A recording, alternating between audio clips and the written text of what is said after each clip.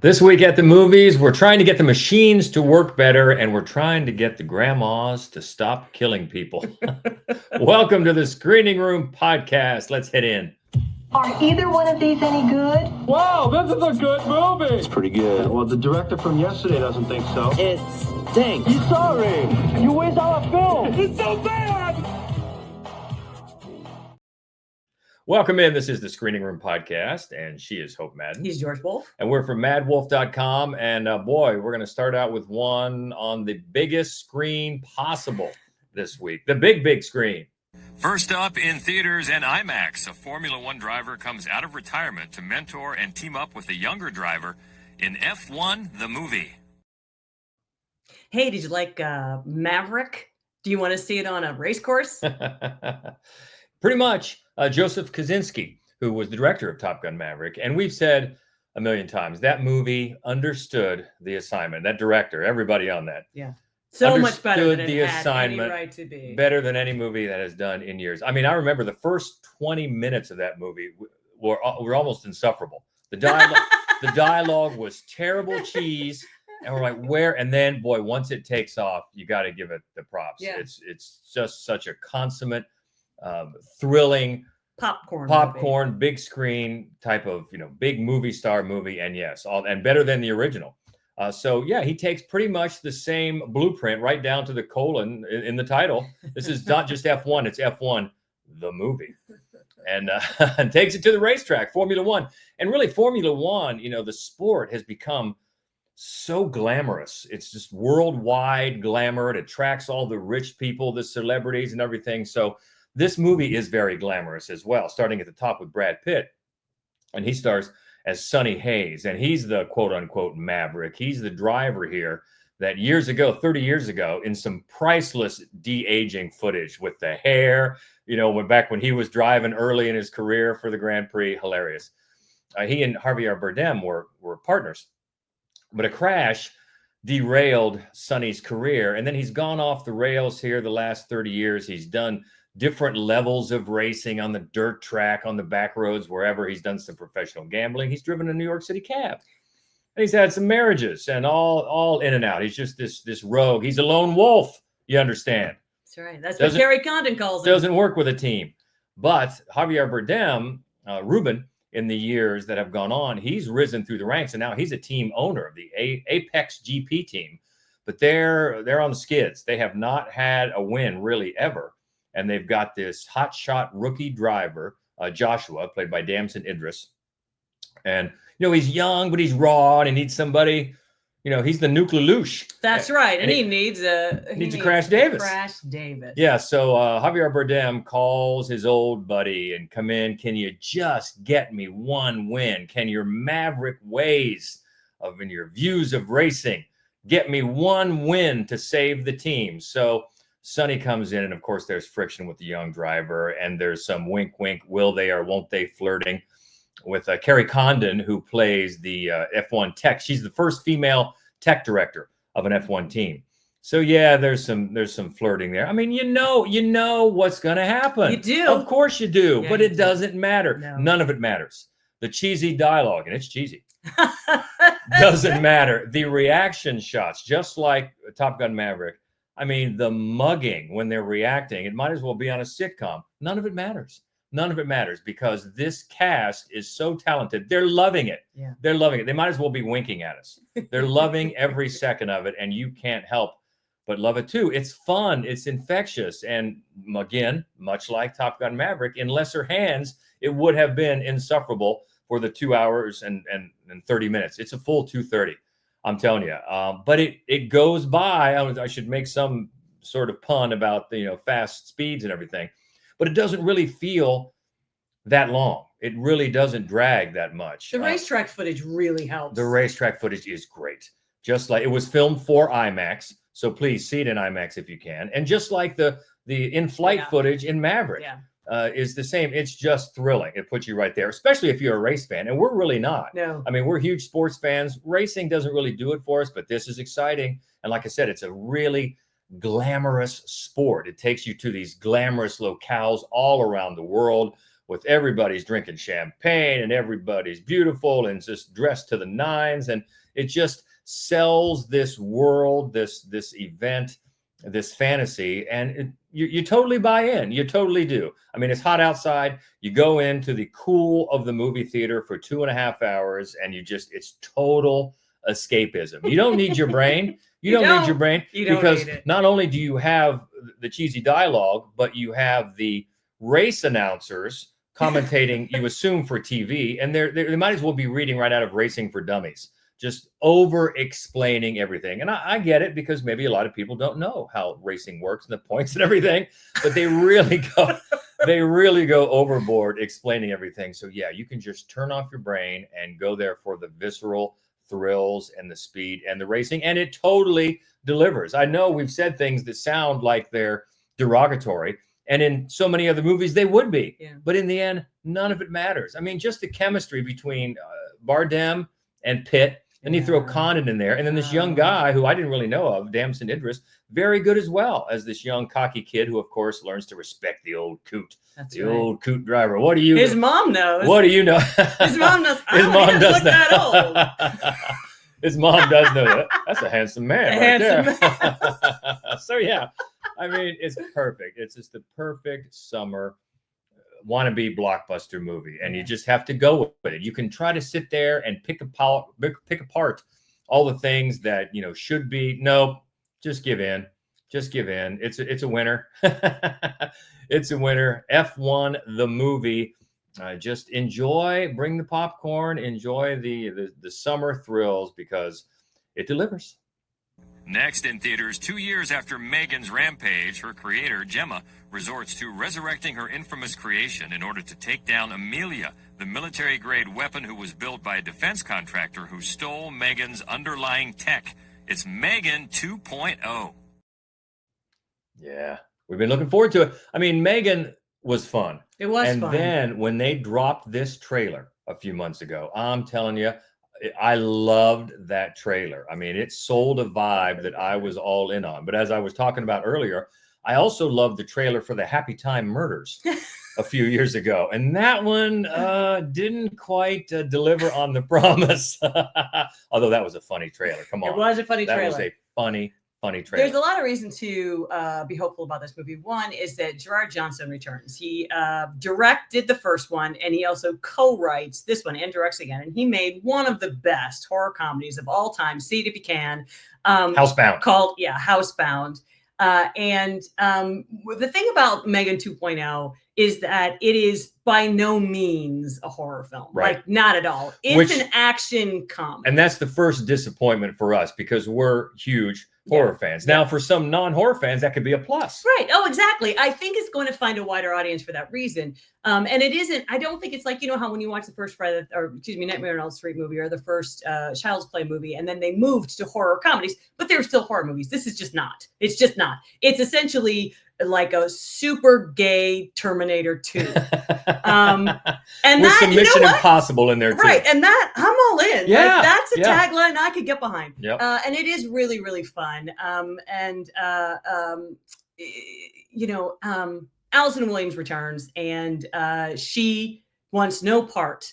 She would never do anything to bring M3GAN back. However, once she realizes that there is another bigger, stronger, RoboTop, right? That how else are they going to fight her except to bring M3GAN back? And the way they bring her back is so funny. I'm sure you saw the trailer. First, they put her in this little sort of Teletubby body, and she's very mad about it. It looks like Cartman. It looks like Cartman from South Park. And I'll be honest too, in the very beginning, because we saw this separately. Yeah. And in the opening minutes, I thought I was in a different movie. I thought I'd wandered into the wrong, because it sets up how someone has stolen the technology for this other M3GAN, this other robot, to be a weapon. Yeah. And I thought I was in some sort of, spy thriller. But so anyway, then it settles down, and M3GAN gets put into this little Teletubby. Hilarious. Yeah. It's one of the things I laughed out loud at. Yeah, it is. It's a funny thing, because the writing, the dialogue is so funny. It's so self-referential. It refers to the characters in a way that you probably have thought before. Like, I don't even know what these two do. It's and M3GAN is such a funny character. I think that, and then it's just like there's a lot of montages. There's like, here's the plan and here's what we have to do. There is a lot of action. There really is. It is not, it's often quite dumb, to be honest with you, in a way that I think the first one wasn't. And I think that the comedy in the first one, which is a funny movie, but it's a much more nuanced, dark, dry sort of humor. So that if you were really just in it for the horror, you could go, "Ooh, that was scary," right? But this one, it's very in your face with how funny the movie is and how funny the character is. And I appreciated that. It is, I think like F1, it is a popcorn movie. Yeah, and I like the interplay between M3GAN and Allison Williams because they get closer. In fact, M3GAN finds a way inside her head, and M3GAN knows a lot about her, a lot. And some of the things that she says, and then the deadpan responses by Allison Williams are great. So I love that. That is a lot of fun. And there's some cool tech. There's like this ectoskeleton that you're working on, where it's not a full suit, just a skeleton that you wear to give you more powers that sort of goes off the rails. That's cool. It does get convoluted as it does go into, like I said, a little Mission Impossible territory. And the second act starts to drag. This is a full 2 hours as well. The second act starts to drag, but then they pick it up. In the third act, they throw some surprises at you, which I appreciated. And I want to say also, and maybe I'm just picking this up and it's not really there, but there are a couple of Aliens moments, right? Which is another franchise that started off as a horror movie and took it action. There are two. The exoskeleton is one, and then there's another just priceless Burke moment. And there are just some really smart choices made in what is essentially just a dumb fun popcorn movie. Yeah, and if you were expecting, as I sort of was, to have something at the end of the credits, because you're thinking, okay, are they going to drop me some crumbs about what might come next? They don't, but they give you that before the credits. So there is a moment like that. They just don't make you wait until the end of the credits to see it. But they do give you a little idea about what could possibly, if this could return, what they might do. But yeah, it is fun. If you're like us though, and you're huge horror fans, you're going to have that bit of disappointment that it's really not at all a horror movie. But that could be a plus for some people, as I said. So just know that going in, and it's more of a, despite the people do die. But they die in action movies too. Exactly. In this way. Yeah. And just give in to the fun of it. It's not quite, I don't think they quite realize the vibe of the trailer, which was still just one of my faves. But they do bring the fun. It is an awful lot of fun. And I think if they're going to do more, I could be down for that too, because there's a lot of places to take this. As long as you keep the core of the M3GAN identity, and then Allison Williams, because they're, like I said, they've gotten closer this time. They're quite close. They're a good They know a lot about each other. Yeah. And that is fun. So yes, exactly. It's another sort of a get in the theater, out of the heat, and enjoy it with your popcorn. And I think it'll be a crowd pleaser, except again for the hardcore horror fans that aren't going to get that. But just know that going in. Yeah. And it's you enjoy it. M3GAN 2.0. Next in theaters and streaming, a mysterious older woman seeks revenge on the corrupt legal guardian who destroyed her life. It's the G. The G.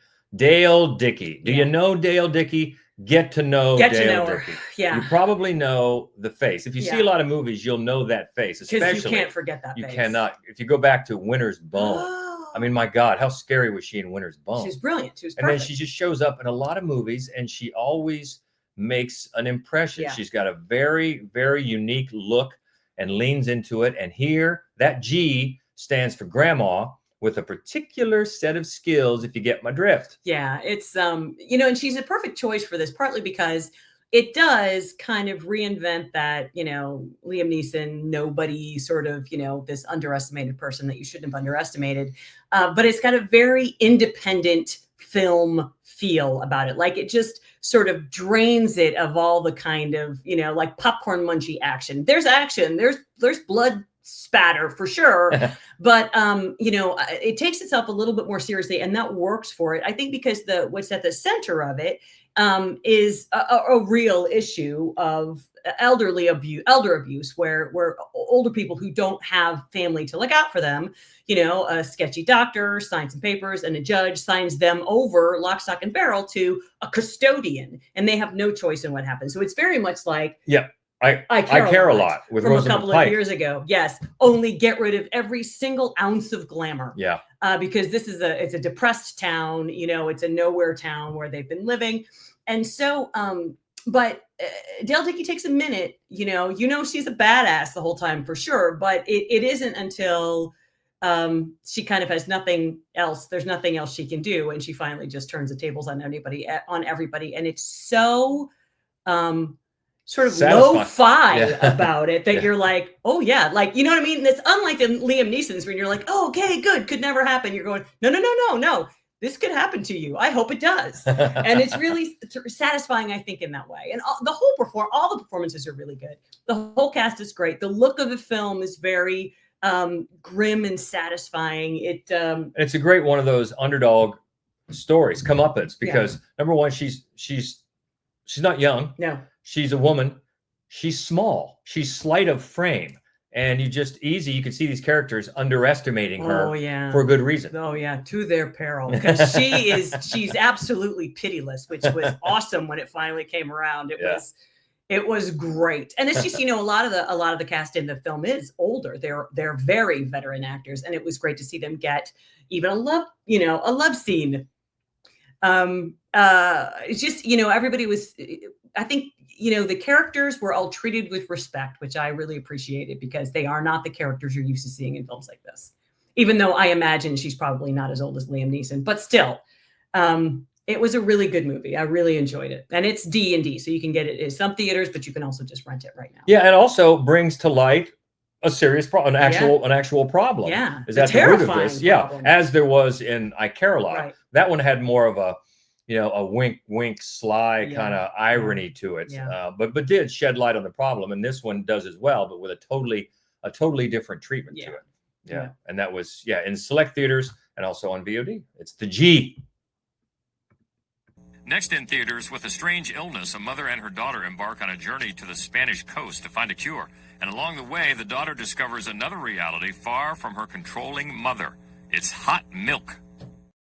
Let's just get it out of the way now. Milk was a bad choice. Okay? As soon as you see that title, I don't know if you're like me, you thought of that right now. Ron Burgundy, milk was a bad choice. All right, we've cleaned that out of our minds. We have, because it's not the right thing to say. No. This is an indie drama. It's so beautifully filmed, and at the center of it is the brilliant Fiona Shaw, the Irish veteran actor. So great. She's so great. She's been popping up. She just had that small part in Echo Valley a couple of weeks ago. Mm-hmm. It's great to see her. You're right. She's one of those veteran actors, pops in maybe in a small part like Echo Valley. Yeah. Always brings something to the table, so it's great to see her. Yeah, great in everything. And in this case, she has some sort of a mysterious ailment that she has had since her daughter was 4. And now her daughter is well into her 20s, and clearly this is all she does is look after her mother. And it's a fascinating story. It's a fascinating depiction, because as weary as she is of having with just being taken advantage of, given up her life without any thought one way or the other, the relationship between mother and daughter feels very authentic, because there are times where it's really tender, and there are times where you think to yourself, why doesn't the daughter just do X? And then you just see how naturally, 26 years of not doing X, you're going to fall back into these patterns. But while they're in Spain looking for this miracle cure, the daughter runs into a woman on a beach on her horse, who's played by Vicky Krieps. Sorry. And of course. Yeah. And, always good. Yes, she is always good. And it's like, you think to yourself, who am I going to see on this beach on a horse? Well, Vicky Krieps, naturally. And that, then the daughter's life is in a tailspin, because there's sort of this very fairy tale sort of sweep me off my feet sort of a moment as she looks up with a gorgeous Vicky Krieps on horseback. And so then, but then what's interesting about the movie is that everybody has a backstory that is just sort of slowly coming to light. And there's also this dog that's always been chained up and barking constantly. And you just get the feeling of this woman who is trying so hard to find out who she is, but she just keeps finding opportunities for her to give herself up to care for somebody else who needs assistance. And it's fascinating. It's incredibly authentic feeling. The performances are magnificent, especially from Shaw. She is so good. And I'll give you this. It is not the ending I thought I saw coming. Points for that. At all. I was very startled in a good way by this ending. So it's beautiful. It's a gorgeous, gorgeous movie. So highly recommend this really unusual indie. And did you give props to the director? I don't know if we talked about you talked about the performances, but the writer, co-writer, and director, Rebecca Lenkowitz. Yes, there you go. Good indie drama, and this was in theaters. Oh, it's in select theaters. It is. Okay, good enough. So select theaters. Hot Milk is in those select theaters now. Very good. Next on VOD, an uneventful ride to campus becomes a nightmare as Max, a diabetic biology student, is entrapped in a diabolical wellness experiment. With her insulin supply dwindling, Max is forced into a deadly game of cat and mouse to save her life. It's pins and needles. Now that's something that has been used in movies for, it's almost become a crutch where I don't want to see it anymore. Like you're somewhere and the inhaler is over here or the insulin is over here.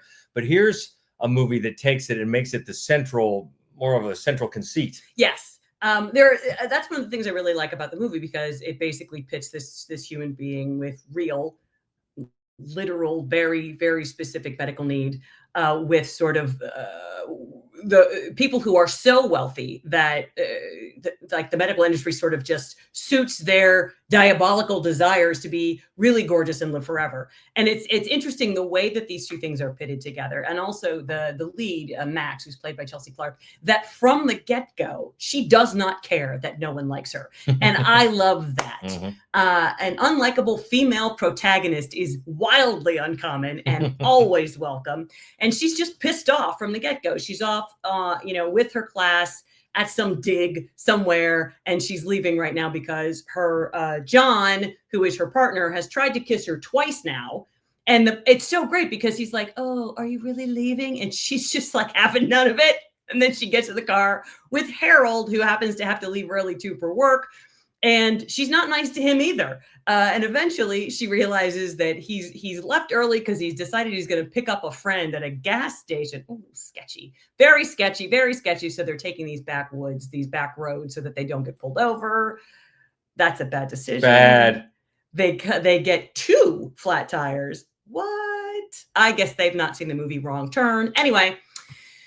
And Max goes toward this big, weird house to see if anybody's home while they try to change at least one tire because they don't have 2 spares. And then from that distance, she sees the 2 get killed. And then she realizes that she's in big trouble because this house belongs to these killers. And what is she going to do? And it's a fairly common setup, honestly, for a horror film. But where they go with it is very interesting. And one of the reasons it is because the 2 villains are weirdly funny and really, really good. They are played by Kate Corbett and Ryan McDonald. And what they're doing in the house is very wrong-headed, but they do it with such delight. They're so glib about the whole thing. And when you contrast that with her, as she's running out of insulin and she just looks like hell because she's been on this dig and then in this unair-conditioned car, it's very interesting the way it's set up. I like a lot about this movie. It really required a B plot. It needed a second storyline because it just not enough happens. So they start padding in a way that really makes it feel, you notice how unlikely everything is because you are she falls asleep at one point and has a dream sequence. Nope. No. So there are times where you just think either this could have been a really good 40-minute short, or they needed to have, I don't know, somebody at home looking for her, some B story that would have necessitated the length of the film. But I still liked a lot about it, including, in particular, the villain performances. And that is Pins and Needles. And that was on... That's streaming. Streaming starting this weekend. Yep. And on VOD, a group of climbers embarks on a dangerous climb that has been off limits for years. What initially begins as an audacious expedition transformed into a battle for survival against a force that toys with them. It's the sound. Yeah, when you say a group of climbers, all right. Yeah. Okay. George is in. I'm in. And also this features some interesting cameos, including Alex Honnold, I think I pronounce it, who's not an actor. He's the climber. He's the subject of Free Solo. Yeah. That incredible documentary. Yep. And he pops in here as well. And you see William Finkner.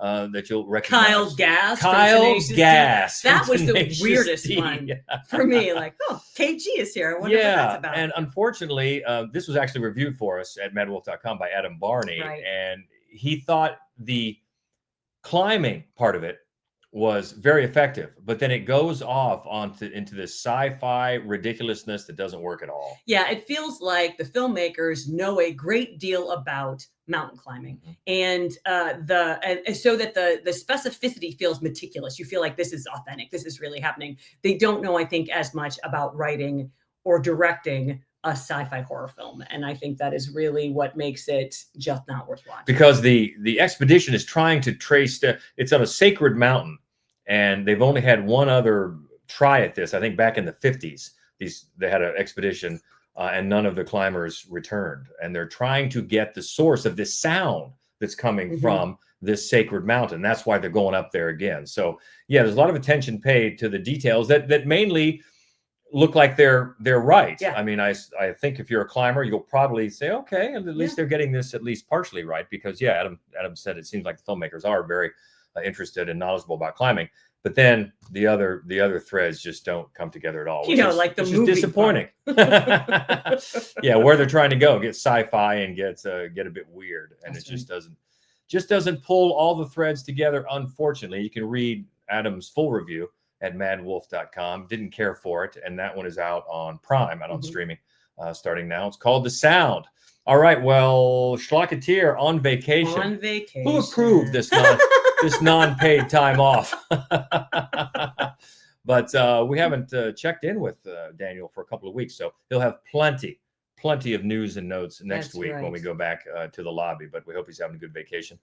And we're looking ahead to next week, and we've got at least one biggie. Oh, no, I got a bunch of big Do ones. we? What are you Okay, talking I'm about? sorry, I didn't even see the list. Jurassic World Rebirth. I mean, that's big in every conceivable way. That's a big one. But They also won 40 Acres, which Cannot we've heard a lot wait. about. We love Danielle Deadweiler. we do. And we're going to see that here probably this weekend. So looking forward to that. Also, Old Guard 2. Been a minute. It has been a minute. We liked Old Guard We with did. Charlize Theron. And you knew, if you saw that, you knew they were setting up in hopes of a franchise. Yeah. Well, here we go. Here's That's part right. 2. So looking forward to that. And also, it looks like John Cena and is it Idris Elba? Yes. Heads of state. Right, because they are the president of the United States and the prime minister of England, I guess, in the all testosterone post-apocalypse. Yes, apparently like the two biggest men they could find. The President's Council on Physical Fitness has been a success, I think. So they have to meet, and what are they gonna do? Arm wrestle? I don't know. We'll find out. But that's all next week. This week, though, what do you think? F1 the movie or M3GAN? How much fun are those, or what else you're looking at? We always like to keep the conversation going. You can do that anytime. You can easily find us pretty much everywhere at MaddWolf Columbus. That's all the socials, and the main website is maddwolf.com. I'm curious. Mad with 2 Ds, yes. Do you suppose we might talk about our best half of the year list next time? Yeah, can you believe that? No. Half of the year. What the heck? Got some good movies out. We do have some good movies. We always put together that half-year list. Actually, we do 2. We do one for all movies, then we do one for horror movies, and there's been some good horror movies at the top of the list, halfway through 2025, which is incredible. But we'll do it. So yeah, we'll talk about the best half year midway point next week. But until then, keep in touch. Let us know what you're watching, what you're digging, and until next week, stay well. She's Hope Madden. He's George Wolf. And this is the Screening Room Podcast. I do wish we could chat longer, but I'm having an old friend for dinner. Bye.